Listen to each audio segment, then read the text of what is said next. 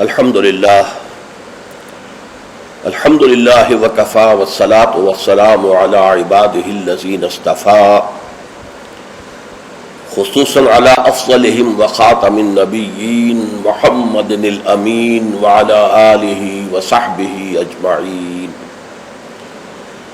اما بعد فقد قال اللہ تبارک وتعالی کما ورد فی آخر سورۃ الجمعہ اعوذ باللہ من الشیطان الرجیم بسم اللہ الرحمن الرحیم یا ایہا الذین آمنوا اذا نودی للصلاة من یوم الجمعة فاسعوا الى ذکر اللہ وذروا البیع ذالکم خیر لکم ان کنتم تعلمون فَإِذَا قُضِيَتِ الصَّلَاةُ فَانتَشِرُوا فِي الْأَرْضِ وَابْتَغُوا مِنْ فَضْلِ اللَّهِ وَاذْكُرُوا اللَّهَ كَثِيرًا لَعَلَّكُمْ تُفْلِحُونَ وَإِذَا رَأَوْا تِجَارَةً أَوْ لَهْوًا انفَضُّوا إِلَيْهَا وَتَرَكُوكَ قَائِمًا قُلْ مَا عِندَ اللَّهِ خَيْرٌ مِّنَ اللَّهْوِ وَمِنَ التِّجَارَةِ وَاللَّهُ خَيْرُ الرَّازِقِينَ صدق اللہ العظیم رب اشرح لی صدری ویسر لی امری واحلل عقدۃ من لسانی یفقہوا قولی اللہم ربنا الہمنا رشدنا واعذنا من شرور انفسنا اللہم ارنا الحق حقا وارزقنا اتباعہ وارنا الباطل باطلا وارزقنا اجتنابہ آمین یا رب العالمین۔ سورہ جمعہ کا دوسرا رکوع جو 3 آیات پر مشتمل ہے، آپ نے اکثر و بیشتر اس کی سماعت کی ہوگی۔ جمعے کی نمازوں میں بھی اس کو پڑھا جاتا ہے، خطبات میں پڑھا جاتا ہے۔ یہ 3 آیات حکمت و احکام جمعہ کے موضوع پر نہایت جامع آیات ہیں۔ اہمیت جمعہ، حکم جمعہ، حکمت جمعہ، مقصد جمعہ، ان تمام امور کو ان 3 آیات نے اپنے احاطے میں لے لیا ہے۔ چونکہ حضور کا سارا طرز عمل جو ہے اور آپ کا اعلی انقلاب جو ہے وہ قرآن مجید ہے، اور آپ کا سارا عمل اس کے گرد گھوم رہا ہے۔ دعوت و تربیت و تزکیہ کا سارا نظام قرآن کے گرد ہے۔ هو الذی بعث فی الامیین رسولا منہم یتلو علیہم آیاتہ ویزکیہم ویعلمہم الکتاب والحکمہ۔ لہذا اس کتاب ہی کی جب اسلامی کوئی ریاست یا نظام قائم ہو جائے تو اس کتاب کی تعلیم کو مسلسل امت میں جاری رکھنا، تاکہ وہ تعلیم جو ہے عام ہوتی رہے، پھیلتی رہے، اس کو تازہ کیا جاتا رہے، اس کے لیے نظام جمعہ تجویز کیا گیا، ہفتے وار اجتماع۔ اب اس کو نوٹ کر لیجئے کہ نہ تو وہاں پریس تھا کہ کتابیں ہوں، رسالے ہوں، اخبار ہوں، نہ وہاں ریڈیو، نہ وہاں ٹیلی ویژن، نہ وہاں اسکول، نہ وہاں کالج، نہ یونیورسٹیاں۔ تو تعلیم کا نظام کیا تھا؟ اچھا، تعلیم ایک تو ہوتی ہے بچوں کی تعلیم، اس کا تو بہت آسان کام ہوتا ہے، لیکن تعلیم بالغہ، انقلاب جو ہے وہ در حقیقت زیادہ تعلیم بالغہ پر زور دیتا ہے۔ ایک جو بھی انقلابی جو رہنما ہے، لیڈر ہے، وہ سب سے پہلے اپنے زمانے کے ایڈلٹس کو مخاطب کرتا ہے، ان کو تعلیم دیتا ہے، ان کے ذہنوں کا تزکیہ کرتا ہے، ان کے ذہنوں میں اپنا انقلابی فکر بٹھاتا ہے، جاگزی کرتا ہے، پھر ان میں سے جو موٹیویٹ ہو جاتے ہیں اور جو رسپونڈ کرتے ہیں ان کو جمع کرتا ہے، منظم کرتا ہے، طاقت بناتا ہے۔ بچوں کی تعلیم کا اس میں دخل نہیں ہوتا، وہ تو جب نظام بن جائے گا، اسلامی نظام آ جائے گا تو پھر اس نظام کے تحت بالکل نیا نظام تعلیم ہوگا۔ بچوں کی تعلیم ابتدا سے اس طریقے پر ہوگی کہ اس سے ان کے اندر اسلام اور ایمان کے جو جذبات ہیں وہ پیدا ہو، جہاد فی سبیل اللہ کا ذوق و شوق پیدا ہو۔ لیکن یہ کہ سب سے پہلے جو انقلاب برپا کرنا ہے، تو بچے تو انقلاب نہیں لایا کرتے، انقلاب تو ایڈلٹس لاتے ہیں۔ تو ان ایڈلٹس کو مخاطب کرنا اور ان کی تعلیم، ان کا ذہن بنانا، ان کے اندر اس انقلابی فکر کو ان کے ذہنوں میں، دلوں میں اتار دینا، جاگزی کر دینا، یہ ہے وہ مقصد کہ جو نظام جمعہ کے ذریعے سے امت میں اس کو ایک دوام دے دیا گیا۔ جمعے کا ممبر جو ہے اسے ممبر رسول کہتے ہیں۔ ممبر رسول پر جو کھڑا ہوتا ہے وہ نائب رسول ہے، وہ نائب رسول وہی کام کرے جو حضور کرتے تھے، یتلو علیہم آیاتہ ویزکیہم ویعلمہم الکتاب والحکمہ. یہ کام امت کے اندر جاری و ساری ہو جائے، اس کا تسلسل ہو، اس کا دوام ہو، اس کے لیے جمعہ کی فرضیت کی گئی. نظام جمعہ یہ ہفتے وار اجتماع ہے. آپ کے علم میں ہوگا کمیونسٹوں کا معاملہ بھی یہ ہوتا تھا، ان کا بھی ایک فلسفہ تھا مارکسزم، اور جب تک وہ فلسفہ ذہنوں میں اتر نہ جائے کوئی شخص کمیونسٹ کیسے بنے گا؟ اور پھر وہ فلسفہ تازہ رہنا چاہیے، ان کے ذہنوں میں اجاگر رہنا چاہیے، مدھم نہ پڑ جائے، کہیں ان کے ساتھ اس کی ذہنی کمٹمنٹ کمزور نہ ہو جائے.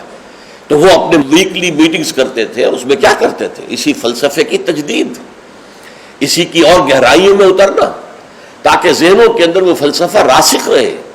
جب فلسفہ راسخ رہے گا تو انقلابی فرور، انقلابی ذیل، انقلابی جذبہ بھی برقرار رہے گا، اور انسان جو ہے تن من دھن لگا دے گا.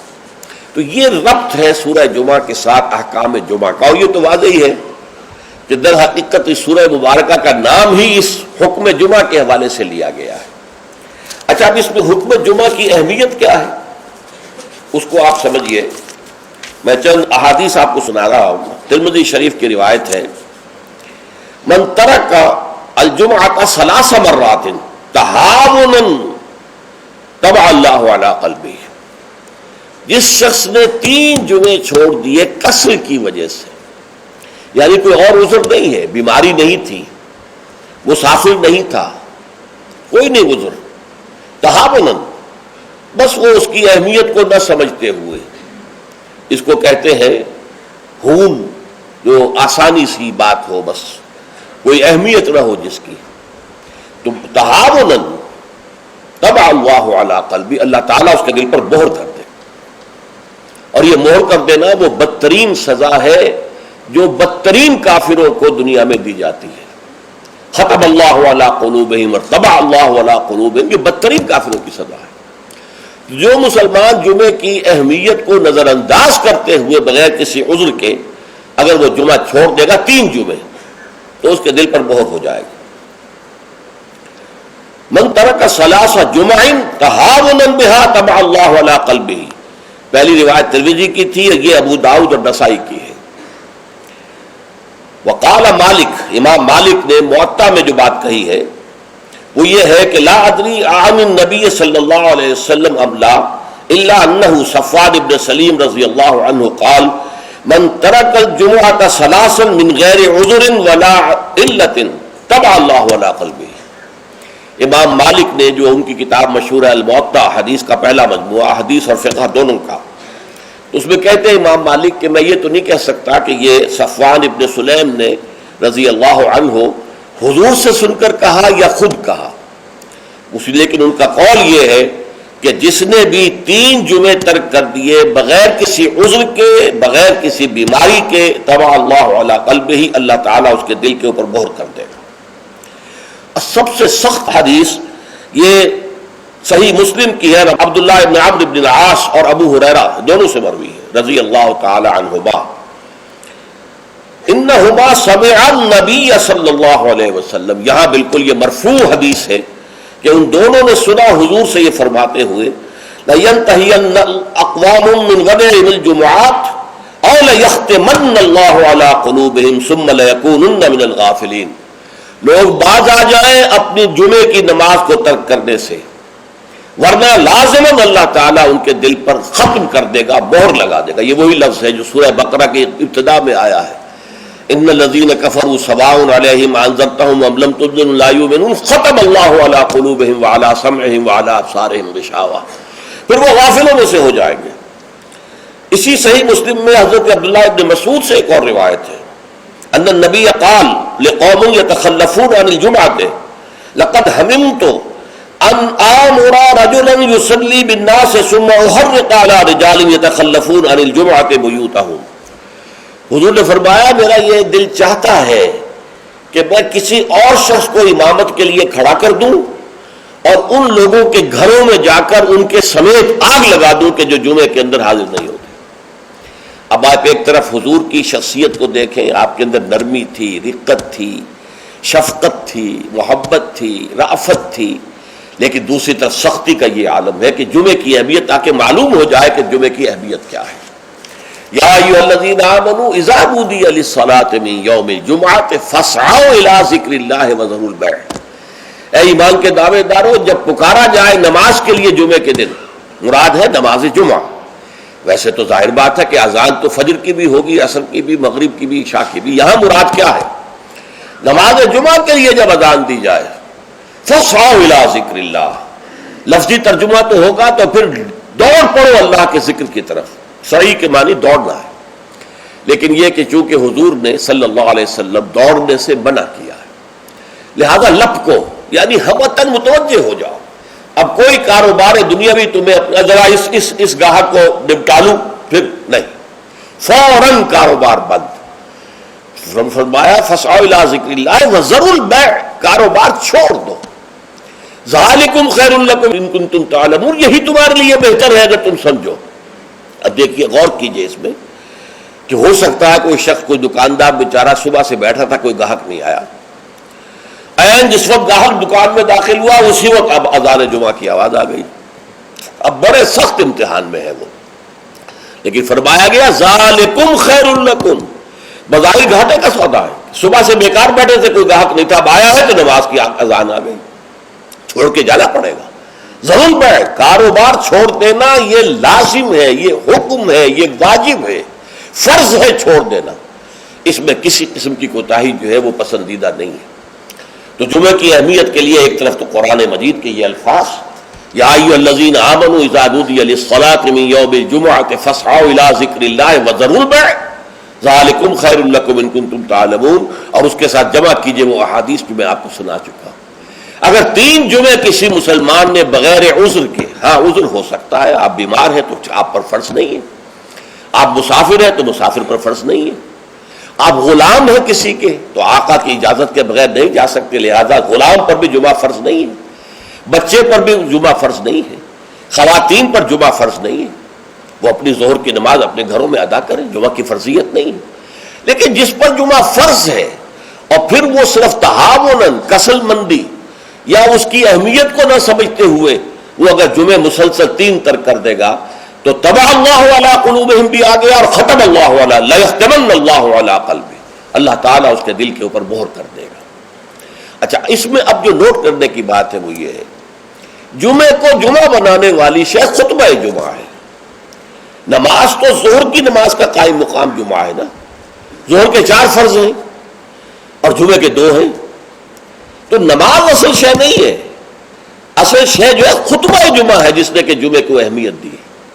اس لیے کہ خطبے میں تعلیم ہوتی ہے، تلقین ہوتی ہے، جسے میں نے کہا اصل جو مقصد ہے یہ ہفتے وار اجتماع ہے۔ اس ہفتے وار اجتماع میں تازہ کرنا ہے اپنے نظریے کو، اپنے خیالات کو، اپنے نظریات کو، اپنے عقائد کو تازہ کرنا ہے، اسے پانی دینا ہے، سینچنا ہے، اور یہ کام در حقیقت خطبے کا ہے۔ ویسے یہ کہ تاریخی اعتبار سے جان لیجئے کہ اسلام جو ہے، شروع سے اسلام ہے، حضرت آدم سے لے کر حضور تک اور آج تک اصل دین جو ہے وہ اسلام ہے۔ ان الدین عند اللہ الاسلام۔ یہ تو اسلام کے ایڈیشنز ہیں کہ ایک خاص احکام جو حضرت موسیٰ کو دیے گئے تو وہ اس وقت کے لوگوں کے لیے وہ لازم تھے، پھر وہ احکام جو ہے شریعت محمدی کی شکل میں آئے ہیں صلی اللہ علیہ وسلم، تو ہم پر وہ واجب ہے، لازم ہے۔ لیکن یہ کہ یہ نظام جو ہے رہا ہے ان تمام مذاہب میں کہ ہفتے کے ایک دن کو فارغ کیا جائے اللہ کی یاد کے لیے۔ چنانچہ یہ حکم جمعہ ہی تھا کہ جو دیا گیا تھا امت موسوی کو علی نبی ﷺ، جمعہ کا دن تھا، ہمیشہ سے جمعہ ہی کا دن جو ہے وہ در حقیقت مقدس دن ہے، اور جمعہ ہی کا دن ہے کہ جو ابتدائے آفرینش سے چلا آ رہا ہے اس کام کے لیے۔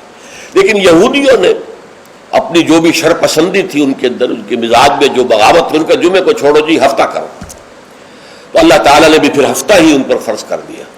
اور ان کے ہاں یہ ہفتہ اتنا سخت تھا، جمعے کی مغرب کی نماز کے بعد سے لے کر اگلے ہفتے کی مغرب تک 24 گھنٹے کوئی کاروبار دنیاوی مطلقاً حرام تھا۔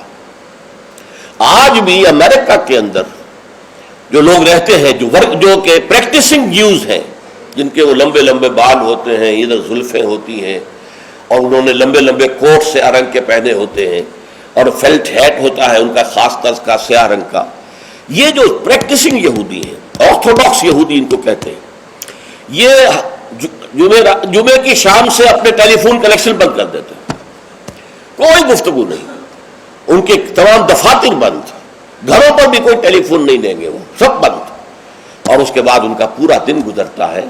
لیکن وہاں فرق یہ ہے کہ وہاں کوئی جماعت کا اہتمام نہیں تھا، اپنے اپنے طور پر اللہ کو یاد کرو، تورات پڑھتے رہو، جو بھی ان کی ہر شکل تھی نماز کی اس میں وقت گزارو، دنیاوی کاروبار جو ہے وہ کوئی نہیں ہوگا۔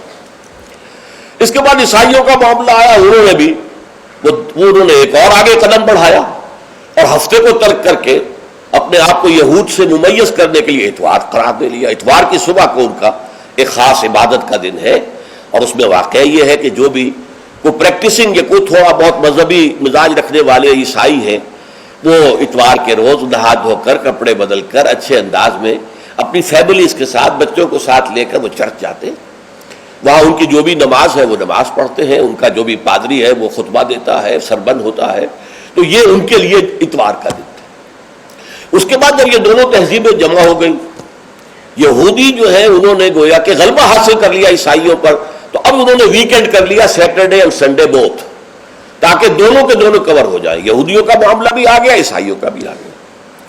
حضور صلی اللہ علیہ وسلم کی امت کے لیے دو کام کیے گئے، ایک تو گویا کہ منفی ہوگا، ایک مثبت ہوگا۔ منفی کام یہ کہ پورے دن جمعے کے کاروبار کو حرام نہیں کیا گیا، بلکہ حرام کاروبار ہے صرف اذان جمعہ سے لے کر جمعے کی نماز کے ادا ہو جانے تک، بس اس دوران میں کاروبار دنیاوی مطلقاً حرام، کوئی کاروبار، آپ جائز سے جائز کاروبار کر رہے ہیں، صحیح سے صحیح کاروبار کر رہے ہیں، لیکن وہ بھی حرام ہے اس وقت اگر آپ نے کیا ہے جبکہ جمعے کی اذان ہو چکی ہے اور جبکہ نماز ابھی ادا ہو رہی ہے، اس دوران حرام۔ لیکن باقی دن کے اندر حرمت نہیں رکھی ہے، البتہ میں ابھی آپ کو بتاؤں گا۔ تشویق یہ ہے کہ صبح سے لے کر جمعے تک کا وقت جو ہے یاد الہی میں بسر کیا جائے، تشویق اور ترغیب ہے، اس لیے کہ اگلی آیت میں ہم پڑھیں گے کہ جب جمعہ کی نماز ادا ہو چکے تو تم منتشر ہو سکتے ہو زمین میں اور جاؤ اور اپنے کاروبار میں لگ جاؤ۔ لیکن جمعہ سے قبل کے بارے میں کچھ نہیں کہا، نہ تو یہ کہا کہ کاروبار نہیں کر سکتے، نہ یہ کہا کہ کرو جاؤ تمہیں اجازت ہے، نہیں، وہاں سکوت اختیار کیا قرآن نے۔ فَإِذَا قُضِيَتِ الصَّلَاةُ فَانتَشِرُوا فِي الْأَرْضِ وَابْتَغُوا مِنْ فَضْلِ اللَّهِ، جب نماز ادا ہو چکے تو تم زمین میں منتشر ہو سکتے ہو۔ یہاں پر بھی اگرچہ وجوب کا لفظ آیا ہے کہ فَانتَشِرُوا، منتشر ہو جاؤ، لیکن یہاں جو ہے مانا ہے تمام علماء نے کہ یہ وجوب جو ہے یہ کسی شے کی فرضیت کے لیے نہیں ہے کہ لازماً جمعے کے بعد منتشر ہو جانا ضروری ہے، بلکہ استحباب ہے، جا سکتے ہو، اجازت ہے، مباح ہے۔ کاروبار کی حرمت کا معاملہ ختم ہو گیا جیسے ہی جمعے کی نماز ادا ہو چکی، اب آپ جائیں، اپنے دفتر میں جائیں، اپنے کاروبار میں جائیں، اپنی دکان پر جائیں، کوئی اعتراض نہیں۔ لیکن یہ ہے کہ جہاں تک پہلے کا وقت ہے اس کے بارے میں کوئی بات نہیں آئی، یہ احادیث میں آئی ہے اور اسے تبکیر کہتے ہیں۔ پسندیدہ یہ ہے کہ جمعے کی صبح ہی سے انسان جو ہے وہ اس کام میں مصروف ہو جائے جو کام یہودیوں کے ہاں تھا پورے یوم سبت میں، اسے تبکیر کہتے ہیں۔ ایک حدیث موجود ہے حضور صلی اللہ علیہ وسلم کی تشویق کے ترجمے میں، حضرت مالک لائے ہیں اسے، ان مولا ابی بکر ابن عبد الرحمن ابن ابی صالح سمان عن ابی ہریرہ ان رسول اللہ صلی اللہ علیہ وسلم قال من اغتسل یوم الجمعۃ غسل الجنابت، جس شخص نے جمعے کے روز غسل کیا، وہ جو کہ ناپاکی جنابت کی حالت میں غسل کیا جاتا ہے، کمپلیٹ غسل، اچھی طرح غسل، ثم راح فی الساعۃ الاولی، پھر جو شخص پہلی گھڑی میں پہنچ گیا مسجد میں، فکأنما قرب بدنۃ من، تو ایسے ہے کہ جیسے اس نے ایک اونٹ قربان کیا اللہ کی راہ میں، صدقہ دیا۔ ومن راح فی الساعۃ الثانیۃ، جو دوسرے گھنٹے میں دوسری گھڑی میں گیا، فکأنما قرب بقرۃ، تو ایسے ہے جیسے کہ ایک گائے اس نے اللہ کی راہ میں صدقہ کر دی اور ذبح کر دی، خیرات کر دی۔ ومن راح فی الساعۃ الثالثۃ، اور جو تیسری گھڑی میں تیسرے گھنٹے میں گیا، فکأنما قرب بشاۃ او قرن، پھر یہ اس کے برابر ہوگا کہ گویا کہ کسی نے ایک بکری اللہ کی راہ میں ذبح کر دی، صدقہ کر دی، یا کوئی میڈھا کر دیا۔ ومن راح فی الساعۃ السابعۃ، اور جو گیا چوتھے گھنٹے میں چوتھی گھڑی میں، فکأنما قرب دجاجۃ، تو تو یہ اس کے برابر ہے کہ گویا کہ اس نے ایک مرغی جو ہے اللہ کی راہ میں دے دی، خیرات کر دی۔ ومن راح فی الساعۃ الخامسۃ، اور جو 5ویں ساعت میں گیا فکانما قرب بیضۃ، تو وہ ایسے ہے گویا کہ اس نے ایک انڈا اللہ کی راہ میں خیرات کر دیا۔ فاذا خرج الامام، تو جب امام نکل آئے، حضرت الملائکہ یسمعون الذکر، تو اب فرشتے، ایک اور روایت میں الفاظ آئے ہیں جو فرشتے بیٹھے ہوتے ہیں حاضری درج کرنے کے لیے، فلاں آ گیا، فلاں آ گیا، یہ 4تھی ساعت میں آیا، یہ 3ری میں آیا، یہ 2ری میں آیا، یہ 5ویں میں آیا۔ تو فرشتے اپنے وہ رجسٹر بند کر کے، اور وہ خود الذکر، یعنی وہ جو امام اور خطبہ دیتا ہے وہ الذکر ہے، اس خطبے کی طرف وہ ہمتن متوجہ ہو جاتے ہیں۔ چنانچہ ایک تو یہ بات جان لیجئے کہ اس کے بارے میں امام الہند حضرت شاہ ولی اللہ دہلوی رحمۃ اللہ علیہ کی رائے ہے کہ اس سے مراد یہ نہیں ہے کہ فجر کی نماز کے بعد طلوع آفتاب کے بعد پہلا گھنٹہ، پھر اس کے بعد دوسرا، پھر اس کا تیسرا، پھر اس کا چوتھا، 5واں، بلکہ یہ زوال کے بعد سے خفیف ساعات ہے، یعنی زوال سے وقت شروع ہوا، سورج جو ہے وہ نصف النہار سے ذرا ڈھلکا لدنو کی شمس، تو اس کے ساتھ ہی جمعے کا وقت شروع ہو گیا۔ تو اس وقت سے پہلی ساعت، دوسری ساعت، گویا کہ یہاں ساعت سے مراد گھنٹہ نہیں ہے بلکہ کوئی اور لطیف قسم کا پیمانہ وقت کا ہے۔ یہ شاہ ولی اللہ کی رائے ہے جو انہوں نے اپنی مصفہ میں بھی اور مصوہ میں بھی، شاہ ولی اللہ کے نزدیک بڑی اہم کتاب جو ہے حدیث کی وہ موطا ہے، انہوں نے اس کی ایک شرح فارسی میں لکھی ہے اور ایک شرح عربی میں لکھی ہے، تو ان دونوں میں انہوں نے یہ رائے ظاہر کی، لیکن بہت سے علماء کی رائے ہے کہ نہیں، جو ہمارا ساعات کا نظام ہے اسی پر اس کو شمار کیا جائے گا۔ لیکن اس پر بھی اجماع ہے کہ جو اس کے بعد بھی آتا ہے جمعہ تو اس کا بھی ہو جائے گا، جمعے کی فضیلت سے اسے کوئی حصہ نہیں ملے گا، جمعے کی برکات سے اسے کوئی حصہ نہیں ملے گا، جمعے کا جو خاص مقام اور مرتبہ ہے اس کی حیثیت سے وہ محروم رہے گا، لیکن جہاں تک فرضیت جمعہ ہے وہ اس فرضیت جمعہ جو ہے وہ اس کی طرف سے ادا ہو جائے گی۔ لیکن یہ منظر میں نے اپنی آنکھوں سے دیکھا ہے اپنے بچپن میں، اور وہ یہ سرسا ایک جگہ تھی، وہ تحصیل تھی ضلع حصار کی، وہاں میری بسم اللہ ہوئی، پھر وہ نورانی قاعدے سے ہماری تعلیم شروع ہوئی، تو جس مسجد میں یہ سارا کام ہو رہا تھا بڑے مرکزی مقام پر وہ مسجد تھی، کبھی کبھی اب بھی مجھے خواب میں وہ مسجد آتی ہے، اور اس مسجد میں جمعے کے دن میری اپنی جو مشاہدے کی بات ہے کہ یوں سمجھیے اشراق کے بعد سے لوگوں کی آمد شروع ہو جاتی تھی، اور دیہات سے لوگ آیا کرتے تھے، وہاں ایک خاص قوم تھی، غالباً وہ ارائی تھے، اس رائی علاقے کے ارائیوں کو وہ پچادے کہتے تھے، جیسے کہ راجپوتوں کو رانگڑ کہا جاتا ہے، لیکن یہ کہ وہ لوگ آتے تھے اونٹوں پر سوار ہو کر، آس پاس صحرا کا علاقہ تھا، سفید کپڑے، سفید کرتے، سفید ان کے تہبند اور سفید ان کے صافے، اونٹوں کے اوپر سوار چلے آ رہے چلے آ رہے چلے آ رہے، اس لیے کہ دیہات میں جمعہ نہیں ہوتا، اور اس وقت اس پر سختی کے ساتھ عمل ہوتا تھا کہ اصل میں جمعہ جو ہے وہ شہر میں ہے، تو وہ آتے تھے اور مسجد جو ہے وہ بس صبح ہی سے بھر جاتی تھی، کہیں ایک جگہ کوئی شخص کھڑا واز کہہ رہا ہے، کچھ لوگ اس کے گرد جمع ہے، کہیں کوئی شخص بیٹھے ہوئے قرآن خود ہی پڑھ رہا ہے، کوئی نوافل پڑھ رہا ہے۔ یہ نقشہ میں نے اپنی آنکھ سے دیکھا ہے، بچپن کا یہ نقشہ، اب وہ معاملہ ختم ہو گیا، بالکل ختم ہو گیا، اب تو بھاگ دوڑ کر کے جو ہے وہ لوگ جمعے میں پہنچتے بھی اس وقت ہیں جبکہ وہ عربی کا خطبہ شروع ہونے والا ہو، اس لیے کہ عام طور پر تقریروں کے اندر کوئی خاص مواد ہوتا نہیں ہے، یا فرقہ واریت کی تبلیغ ہو رہی ہوتی ہے، یا سیاسی مسائل کے اوپر دھواں دار تقریریں ہوتی ہیں، لوگوں کو ان سے دلچسپی نہیں، تو فرض ادا کرنے کے لیے بس وہ جب خطبے کی اذان کا وقت ہوتا ہے تو اس وقت وہ پہنچ جاتے ہیں، نماز ادا ہوئی اور روانہ ہو گئے۔ اللہ اللہ خیر صلی اللہ۔ میں سب سے پہلے آداب جمعہ اس کے عنوان سے عرض کر رہا ہوں کہ جمعے کے روز غسل واجب ہے تقریباً، علی کل محتلم، یہ حضور کے الفاظ یہ ہیں، غسل الجمعہ واجب علی کل محتلم، جو بھی بالغ ہو چکا ہے مرد، عورت پر تو ظاہر بات ہے کہ جمعہ فرض ہے ہی نہیں، جیسا کہ میں عرض کر چکا ہوں، اس کے لیے جمعے کا غسل واجب ہے، اور اندازہ یہ ہوتا ہے، میں یقین سے تو نہیں کہہ سکتا، کہ جیسے ہی جمعے کے لیے روانگی ہو اس وقت غسل کیا جائے۔ پھر حضور نے یہ بھی فرمایا ہے کہ اچھے کپڑے پہن کر جاؤ، دھلے ہوئے کپڑے پہن کر جاؤ۔ آپ نے فرمایا کہ کیا تم میں سے کسی شخص کے لیے یہ ممکن نہیں ہے کہ اپنے جو محنت کے کپڑے ہوتے ہیں، محنت یعنی جب کہ مشقت کرتا ہے، ایک لوہار بیٹھا ہوا ہے اور وہ بھٹی کے سامنے بیٹھ کر کام کر رہا ہے، پسینے آئیں گے اسے، کپڑوں میں بدبو ہو جائے گی پسینے کی، پھر اس کے اوپر سیاہ داغ پڑے ہوں گے، میلے ہوں گے. تو یہ اس کا لباس ہے محنت کا. یا کوئی کاریگر ہے مکان کی تعمیر میں لگا ہوا ہے، ظاہر بات ہے جب وہ یہ کام کر رہا ہے گارے کے دھبے ہوں گے، کچھ اور ہوگا. تو حضور نے فرمایا کیا ممکن نہیں ہے تم میں سے کسی کے لیے کہ ایک علیحدہ سے جوڑا جمعے کے لیے رکھ لو، وہ جمعے ہی کی صرف استعمال کیا کرو، وہ تمہارے محنت کے کپڑے نہ ہوں کہ جن میں تم محنت اور مشقت کرتے ہو، بلکہ وہ علیحدہ سے ایک جوڑا ہو، اس کو فراہم کر کے رکھ لو. پھر یہ بھی فرمایا گیا کہ تیل لگاؤ، بالوں کے اندر تیل لگاؤ، دہن. اور یہ بھی فرمایا گیا کہ کوئی خوشبو ہے تو خوشبو لگاؤ.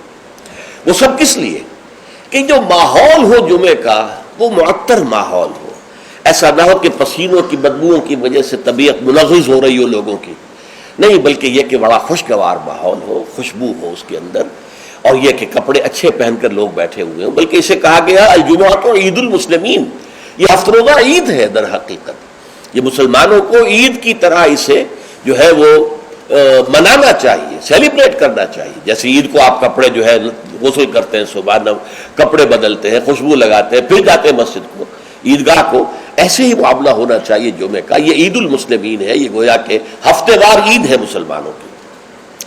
پھر اسی میں ایک آداب میں سے یہ ہے کہ جب تم مسجد میں جاؤ تو لوگوں کو پھلانگتے ہوئے اگلی صفوں میں نہ جاؤ، بلکہ عام جو ہے ہدایت ہے وہ یہ ہے کہ بھئی پہلے اپنی صف اگلی لوگ پوری کر لے، پھر دوسری میں بیٹھے، پھر تیسری میں بیٹھے، تاکہ لوگوں کو ضرورت ہی محسوس نہ ہو.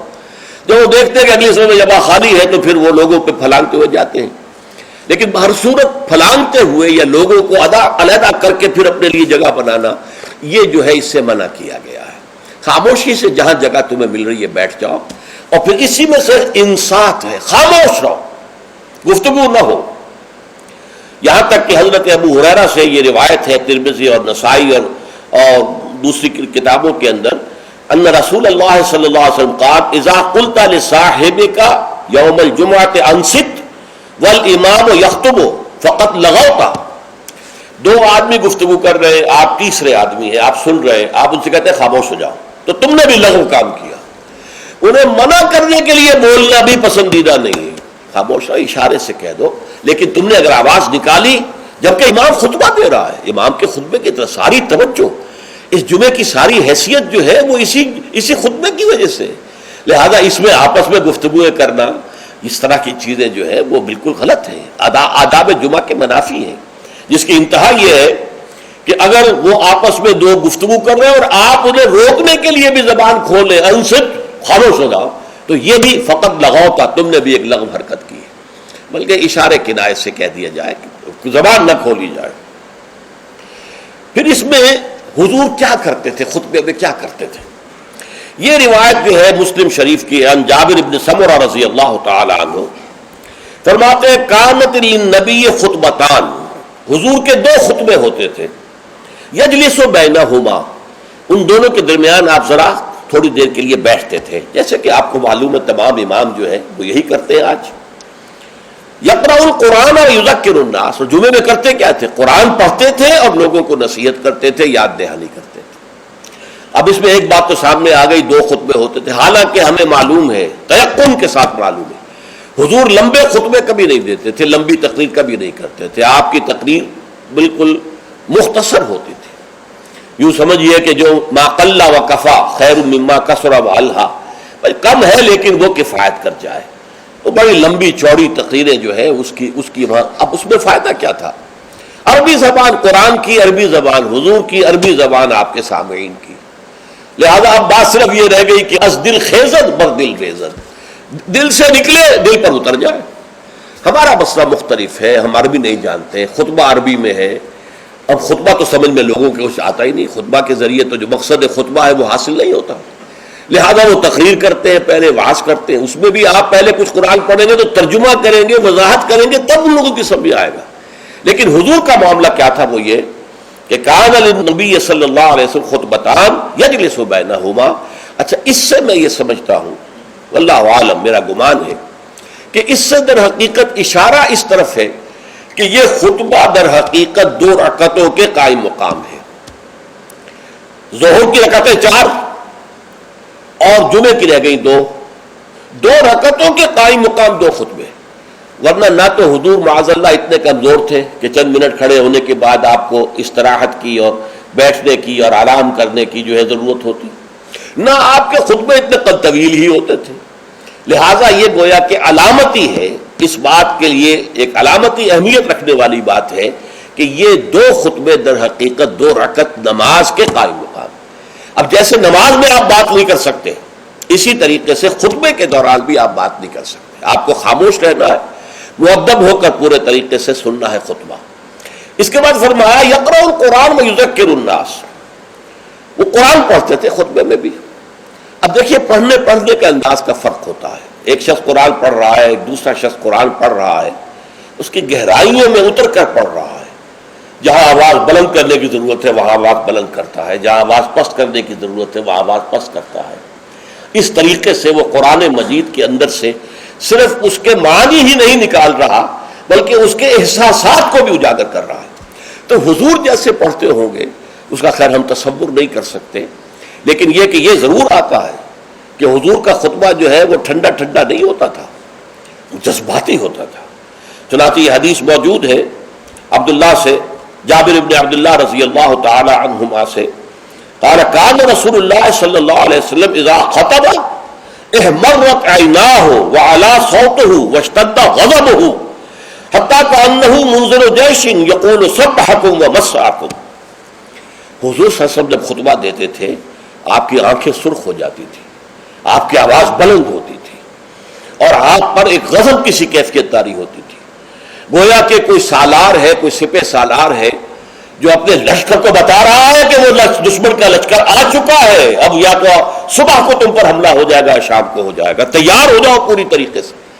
تو جیسے کوئی کسی فوج کا سردار جو ہے سپہ سالار اپنے جو سپاہی ہیں ان کو آمادہ کرتا ہے جنگ کے لیے اور انہیں خبردار کرتا ہے کہ دشمن کا لشکر سر پر آ چکا ہے، سبحکم او مسعکم، وہ صبح کو آیا یا شام کو آیا کہ آیا.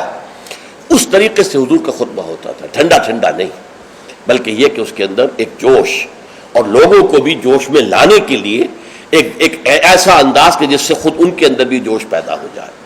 اور اس میں کیا ہوتا تھا؟ قرآن پڑھتے تھے. ایک صحابی نے فرمایا ہے کہ میں نے سورہ قاف حضور کے خطبہ جمعہ سے یاد کی ہے. یعنی عام طور پر آپ سورہ قاف اس طرح پڑھتے تھے کہ پھر مجھے اس کے یاد کرنے میں بڑی آسانی ہو گئی اور میں یاد کر لیا میں نے. اس سے متعلق میری زندگی کا بھی ایک واقعہ ہے، میں بھی حیران ہوں اس طرح کے جب بات پڑھتا ہوں. یہ سن 54 کی بات ہے، جمعیت طلبہ میں میں تھا اس وقت، اسلامی جمعیت طلبہ. تو ایک تربیت گاہ ملتان کی جمعیت نے منعقد کی، اس میں درس قرآن کے لیے مجھے بلایا گیا. وہ ایک محلہ ہے ملتان کا قدیر آباد، اور قدیر آباد میں ایک مسجد تھی حافظ عبد صاحب کی، مشہور تھی، نابینا تھے. فجر کی نماز ایک روز میں نے اس مسجد میں پڑھی ہے اور اس کے امام نے یا خود حافظ عبد تھے یا کوئی اور صاحب تھے، واللہ اعلم مجھے نہیں معلوم، فجر میں سورہ قاف پڑھی. اس قدر عمدگی سے پڑھی، اتنی خوشالحانی سے پڑھی، اس طرح اس کو پڑھتے ہوئے مجھے اپنے اندر جو ہے محسوس ہوا کہ کوئی چیز جو ہے جنبش میں ہے. رقص جاز برہم زلد افلاک را، تو یہ تو انسان کی روح کا ایک رقص ہے کہ جو ہوتا ہے قرآن کے ساتھ. میں نے اسی دن سورۃ قاف حفظ کر لی، اسی دن. 3 رکوع ہے، چھوٹی نہیں ہے، لیکن اسی دن میں نے حفظ کر لی، اس لیے کہ اس کا اتنا نقش مجھ پر قائم ہو چکا تھا قلب پر کہ پھر اسے یاد کرنا بہت آسان تھا. اسی طرح ایک مرتبہ مولانا اصلاحی صاحب کے پیچھے جمعہ پڑھا، انہوں نے سورہ قیامہ پوری کی پوری اس خطبے کے پہلے خطبے کے اندر پڑھی اور وہ مجھے یاد ہو گئی. تو اس طریقے سے یہ پڑھنے میں زمین و آسمان کا فرق ہوتا ہے. جو بھی انداز ہے قرآن کا اس کو صحیح طور پر، ورنہ ہمارے یہاں یہ بھی ہے کہ حسن قرات کے لیے جو قواعد مقرر ہو گئے ہیں اس کے تحت پڑھے جاتا ہے تو اس کے اندر وہ کیفیت نہیں ہوتی، وہ جذبہ جو ہے اس سے ٹرانسمٹ نہیں ہوتا، واللہ عالم. بہرحال حضور کا خطبہ جو ہوتا تھا اس میں آپ جب قرآن پڑھتے ہوں گے اس انداز سے تو اس سے جو قلوب کے اوپر گہرا اثر پڑتا تھا تو وہی ہے اصل میں کہ جو مقصود ہے، یذکر الناس، یاد دہانی کرانا. دیکھیے یہی وجہ ہے کس قدر گہرا ربط ہے. جمعے کی 2 رکعتوں میں سے ایک میں سورۃ الاعلیٰ سبح اسم ربک الاعلیٰ، دوسری میں پھر هل اتاک حدیث الغاشیہ سورہ غاشیہ. کیوں؟ اس لیے کہ دونوں میں تذکیر کا حکم ہے. تذکیر فذکر ان نفعت الذکریٰ سیذکر من یخشی ویتجنبها الاشقی. اے نبی آپ تذکیر کرتے رہیے، آپ تذکیر کرتے رہیے، اور وہ تذکیر جو ہے وہ مفید ہو جائے گی ان لوگوں کے لیے جن کے اندر کچھ بھی رمق ہے ایمان کی. اس تذکیر سے ان کا ایمان تازہ ہو جائے گا، اور ان کے اندر جو ہے وہ ایمانی جذبات و کیفیات جو ہے وہ اثر نو پوری بہار پر آ جائے گی. اسی طریقے سے فذکر، سورہ غاشیہ میں فرمایا فذکر انما انت مذکر لست علیہم بمسیطر. اے نبی آپ یاد دہانی کرائیے، اور آپ جو ہے ان کے اوپر کوئی ٹھیکیدار تو نہیں ہے، کوئی ان کے اوپر آپ کوئی ذمہ دار نہیں بنا دیے گئے، کوئی داروغہ نہیں بنا دیے گئے کہ لازماً آپ انہیں ہدایت پر لے آئے، لیکن یاد دہانی کرائیے. شاید ان کے دل کے اندر سوئی ہوئی روح جو ہے وہ بیدار ہو جائے، اور وہ روح جو ہے وہ رقص میں آ جائے قرآن مجید کو سن کر. تو یہ تذکیر کا حکم دونوں میں ہے، اور وہی دو صورتیں ہیں جو حضور پڑھتے تھے. کبھی تو پڑھتے تھے فجر میں، یہ فجر میں عام طور پر سورہ سجدہ پہلی رکعت میں اور سورۃ الدہر دوسری رکعت میں، لیکن نماز جمعہ میں عام طور پر سورۃ الاعلیٰ اور سورۃ الغاشیہ. تو کیا آپ کرتے تھے؟ یذکر الناس، لوگوں کو یاد دہانی کرتے تھے. تو یہ ہے جمعے کے آداب کے ضمن میں، اور جمعے کا جو مقصد ہے جو معلوم ہوا حضور صلی اللہ علیہ وسلم کے آپ کے عمل مبارک سے، کہ یہ تذکیر ہے. تذکیر کسے کہتے ہیں؟ یاد دہانی. آپ کو اپنا مقصد زندگی دوبارہ یاد ہو جائے، تازہ ہو جائے. ہمارے لیے مقصود اللہ کی رضا ہے، دنیا کی کوئی شے مقصود نہیں ہے، مطلوب نہیں ہے. دنیا بس ضرورت کی شے ہے، برتنے کی شے ہے. زندگی اور جان کا رشتہ قائم رکھنے کے لیے جو ضروری ہے وہ ہمیں حاصل کرنا ہے، لیکن یہ کہ اس سے زیادہ نہیں. مطلوب لا مطلوب الا اللہ، لا مقصود الا اللہ، لا محبوب الا اللہ. مطلوب و مقصود و محبوب حقیقی اللہ کے سوا کوئی. پھر یہ کہ ہمارا فرض ہے اللہ کے لیے جہاد کرنا، جانے دینا، اپنا مال خرچ کرنا، اس کی صلاحیت جو ہے پیدا کرنا اپنے اندر، یہ ہمارے اوپر فرض ہے، لازم ہے. یہ دونوں چیزیں تازہ ہوتی رہیں. اگر کہیں کوئی گردہ غبار آ گیا ہے ماحول کے اثرات سے، یہ دھندلا سا گیا ہے اگر آئینہ دل، تو اسے پھر صاف اور شفاف کر دیجئے جمعے کے خطبے کے ذریعے سے. تو یہ گویا کہ وہ اسلامی انقلابی جماعت جس کو حزب اللہ کہا گیا قرآن مجید میں، تو یہ حزب اللہ کا ہفتے وار اجتماع ہے. اس ہفتے وار اجتماع میں حزب اللہ اپنے بنیادی فکر کو تازہ کرتی، اور اس کے ضمن میں مزید تعلیم اور تربیت کا جو نظام ہے حضور کا، اس کا ایک تسلسل ہے کہ جو جاری رہتا ہے. اچھا، اب یہاں فرمایا فَإِذَا قُضِيَتِ الصَّلَاةُ فَانْتَشِرُوا فِي الْأَرْضِ. اب اس سے بھی ایک لطیفہ ہے میری زندگی کا بڑا عجیب. میں جب بلڈمری میں تھا، ساہیوال جو کہلاتا ہے، تو وہاں ہمارے محلے ہی میں رہتے تھے ایک صاحب جو بڑے کٹر پرویزی تھے.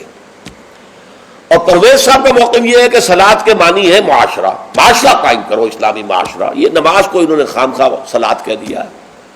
اچھا، وہ آدمی تھے بہت نیک، وہ سول انجینئر تھے، اور وہ جو کمیٹی ہوتی ہے جو میونسپل کمیٹی، تو وہ میونسپل انجینئر تھے اور بہت نیک تھے، اور شہرہ تھا ان کا کہ وہ بہت ہی یعنی رشوت وغیرہ سے بالکل بری ہے. تو میرے دل میں بھی ان کی عزت تھی، لیکن یہ کہ بہرحال اختلاف تھا کہ وہ پرویزی تھے.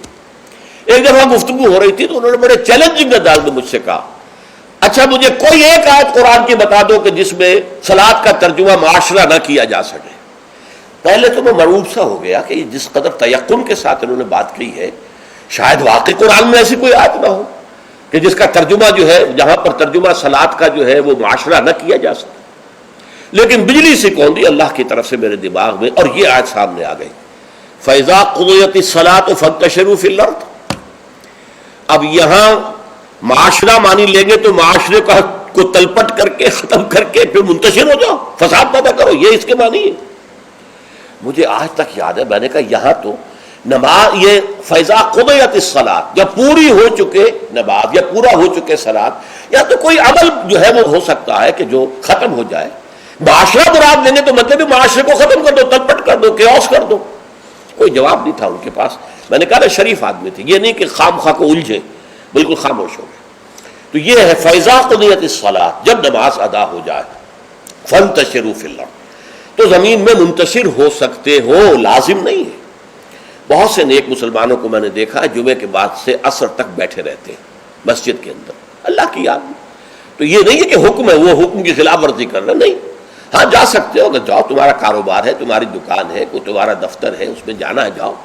فانتشروا فی الارض وابتغوا من فضل اللہ، اللہ کا فضل تلاش کرو. اب یہاں یہ بہت اہم مقام ہے کہ مراد ہے رزق، لیکن رزق کو اللہ کا فضل قرار دیا جا رہا ہے.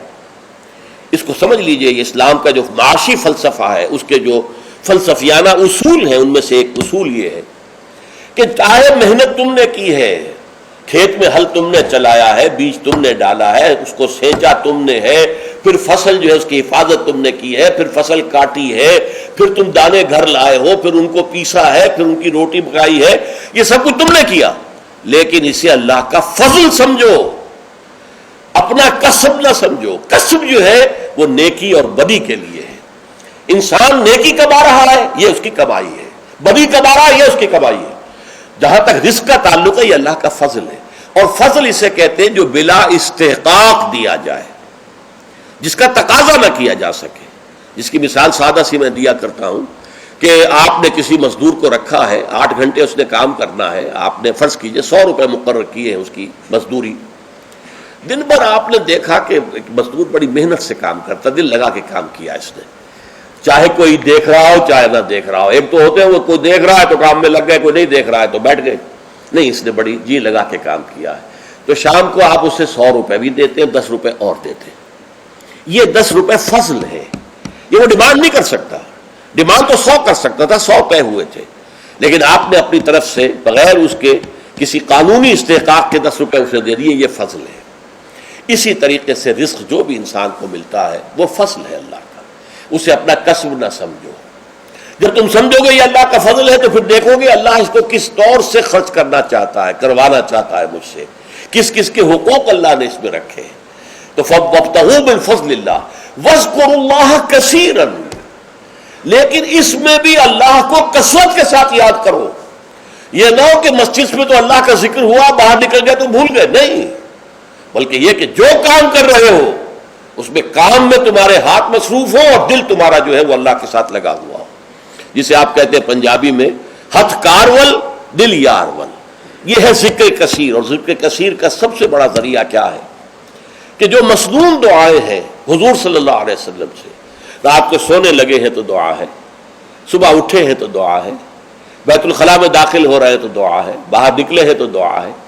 ظاہر بات ہے کوئی ایکسٹرا ٹائم تو آپ کا نہیں لگ رہا، وہ کام کر رہے ہیں آپ، لیکن ہر کام کے شیشہ دیکھا ہے، آئینہ دعا ہے، کپڑے بدلے ہیں دعا ہے، گھر سے نکلے ہیں مسجد کے لیے دعا ہے، مسجد میں داخل ہوئے تو دعا ہے، مسجد کے اندر تو ذکر ہے ہی ہے سارا، باہر نکلے ہیں تو دعا ہے، بازار میں داخل ہو رہے ہیں تو دعا ہے، بازار سے واپس آ رہے ہیں تو دعا، ہر کام کے لیے دعا ہے. یہ دعا جو ہے یہ ذکر کثیر کا سب سے بڑا طریقہ ہے، ذریعہ ہے.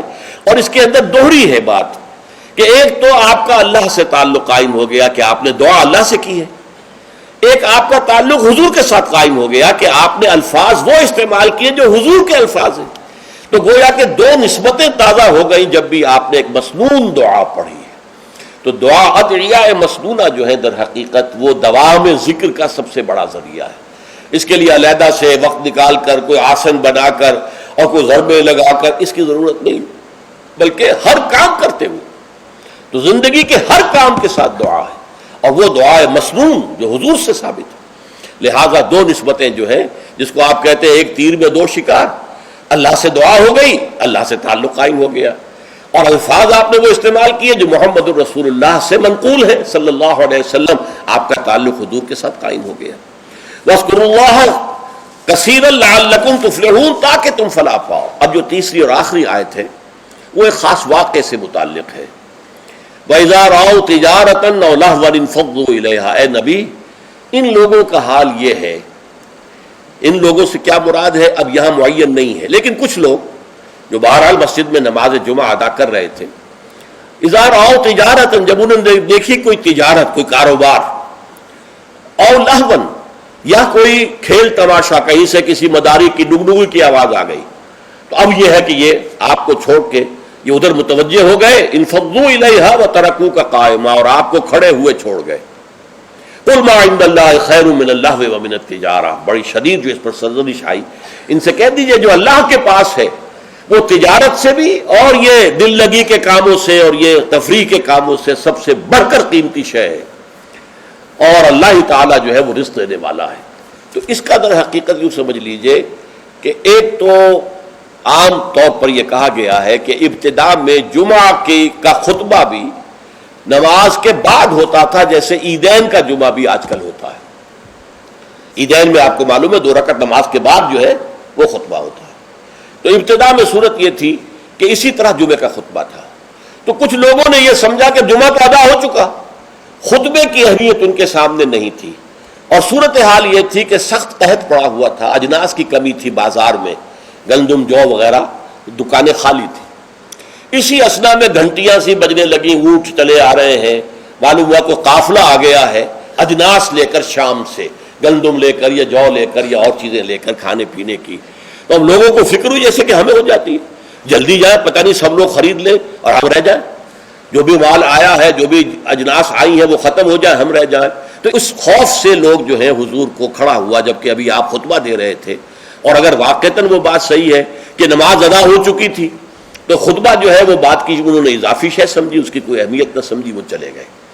تو میں اسی روایت کو زیادہ صحیح سمجھتا ہوں کہ جمعہ جو ہے وہ ابتدا کے اندر جمعے کا خطبہ بھی نماز کے بعد ہوتا تھا، تو لوگ چلے گئے۔ انفضوا الیہا وترکوک قائما، میرے نزدیک یہ کہ اگر نماز ادا نہ ہوئی ہوتی تو مجھے گمان نہیں ہے کہ کوئی ایک شخص بھی وہاں سے نکلتا۔ اچھا، نکلنے والوں میں ظاہر بات ہے کہ سب سے پہلی فہرست پر تو منافقین ہوں گے، جن کے دلوں میں ایمان ہے ہی نہیں، یا ضعیف الایمان لوگ ہوں گے، یا کچھ غافل قسم کے ہوں گے جنہیں خطبے کی اہمیت کا علم نہیں تھا۔ تو اسی اعتبار سے بڑی مناسبت ہے کہ یہ آخری آیت جڑی ہوئی ہے اگلی سورت سے، سورہ منافقون، اور اس میں بھی اذا جاءک المنافقون قالوا نشهد انک لرسول اللہ واللہ یعلم انک لرسولہ واللہ یشہد ان المنافقین لکاذبون۔ تو گویا کہ یہ اس طریقے سے جڑ گئی ہیں دونوں صورتیں، سورہ جمعہ اور سورہ منافقون، اور حضور صلی اللہ علیہ وسلم اسی وجہ سے کبھی کبھی سورہ جمعہ اور سورہ منافقون فجر میں پڑھتے تھے۔ اکثر تو میں بتا چکا ہوں کہ سورہ سجدہ اور سورہ دہر، لیکن کبھی کبھی سورہ جمعہ اور سورہ منافقون پڑھتے تھے، کیونکہ یہ آپس میں جڑی ہوئی ہے۔ وَإِذَا رَأَوْا تِجَارَةً أَوْ لَهْوًا انفضوا إِلَيْهَا، اب یہاں پر لوگوں کی ہدایت کے لیے لہو کا لفظ بھی اضافہ کر دیا گیا۔ جو واقعہ میں نے بیان کیا اس میں صرف یہ کہ گندم یا کچھ اور جو ہے وہ اجناس جو ہے ان کی کمی تھی، اور اس وقت وہ قافلہ آ گیا تو بہت سے لوگ ادھر متوجہ ہو گئے، اور حضور کا جو خطبہ جاری تھا اس کی پرواہ نہیں کی، اس پر سرزنش کی گئی۔ اس سے اضافی فائدہ کیا ہوا کہ خطبے کی اہمیت واضح ہو گئی کہ نماز جمعہ تو ہے ہی خطبے کے لیے، ورنہ نماز تو تم ظہر کی پڑھتے ہو، 4 رکعتیں پڑھتے ہو، اور یہاں تم نے 2 رکعتیں پڑھی ہیں۔ اصل میں تو یہ خطبہ جو ہے وہی ہے در حقیقت جس کے ذریعے سے اپنے انقلابی فکر کو تازہ رکھنا ہے، اپنے انقلابی جذبے کو، جہاد اور قتال کے جذبے کو برقرار رکھنا ہے۔ یہ اس کے لیے ایک نظام تعلیم ہے، تعلیم بالغہ کا نظام۔ اب اگرچہ اس وقت صورت یہ ہے کہ نماز جمعہ کی اور خطبہ جمعہ کی وہ حیثیت الا ماشاء اللہ کہیں کہیں اگر ایسا ہو تو ہو کہ یہ مقصد پورا ہو رہا ہو، ورنہ حقیقت میں نہیں ہوتا۔ یا فرقہ واریت کی بحثیں ہوتی ہیں، ایک دوسرے پر کفر کے فتوے لگتے ہیں، اور یا یہ کہ کچھ سیاسی مزاج کے جو ہے وہ سیاست پر گفتگو کرتے ہیں، تو یہ نہیں ہے۔ لیکن پھر بھی کھنڈر بتا رہے ہیں عمارت عظیم تھی۔ آج بھی مسلمان جس اہتمام کے ساتھ جمعے کے لیے جاتے ہیں، جتنی بڑی بڑی گیدرنگز ہوتی ہیں، کانگریگیشنز ہوتی ہیں، تو اس سے معلوم ہوا کہ محمد کا قائم کردہ یہ نظام صلی اللہ علیہ وسلم کس قدر محکم تھا، اور آج تک بھی بڑا پیارا یہ مصرع ہے، کھنڈر بتا رہے ہیں عمارت عظیم تھی، اگرچہ وہ اصل عمارت تو ختم ہوئی، رہ گئی رسم ازاں روح بلالی نہ رہی، فلسفہ رہ گیا تلقین غزالی نہ رہی، نماز و روزہ و قربانی و حج یہ سب باقی ہے، تو باقی نہیں ہے۔ اللہ کی روح جو ہے تقوی اللہ وہ ختم ہو چکی ہے۔